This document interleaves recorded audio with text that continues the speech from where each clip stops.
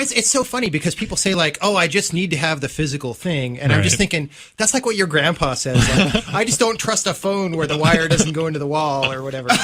You know, it's a weird thing because you look at the retail chain, right? You have all these parties involved in like how a game gets to people. And the last couple of parties in the chain, the distributor and the retailer, right? The distributor is the guy who trucks all these boxes around everywhere. And the retailer's like the guy working at GameStop who like goes and opens your game and takes out the free online coupon and like gets it dirty and then puts it back in the box and sells it to you as new. That's his main job. Right? So that's his value.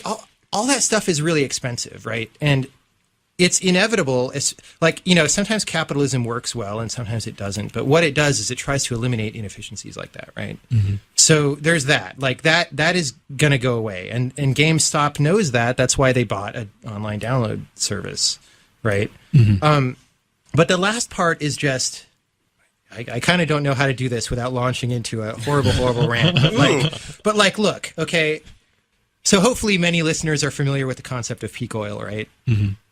This is going to seem like a tangent, but it really isn't. So right, peak oil is not necessarily about you run out of oil, but like that at some point there's oil still in the ground, but it's so hard to get it that you spend more energy getting it than you do actually, than you can produce, right? So you start looking at how you solve peak oil, and there's all these plans people have that involve all these other energy sources. But what inevitably happens is that those energy sources don't add up to how much we have been spending, right? So there's this idea called peak energy, which is that possibly a few years ago, like in 2006, the amount of energy spent per person in America, at least, has peaked. And you will never again, for the rest of human history, have that much energy to spend.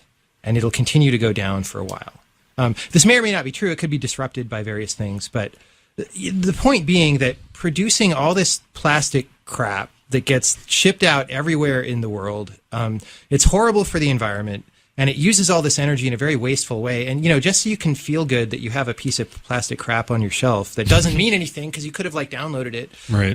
It's really horrible and wasteful, right? And, in fact, we have a lot of work to do to make sure that we don't like destroy the world in the next 50 years. Mm-hmm. And this is a key component of the answer. Like we figured out what people 100 years ago couldn't have imagined. Like you can have books and music and these weird interactive, amazing video game things in your house, non-physically. They get there.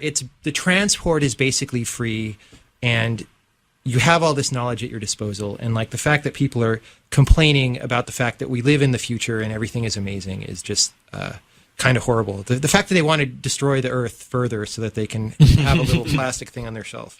I have no sympathy for that.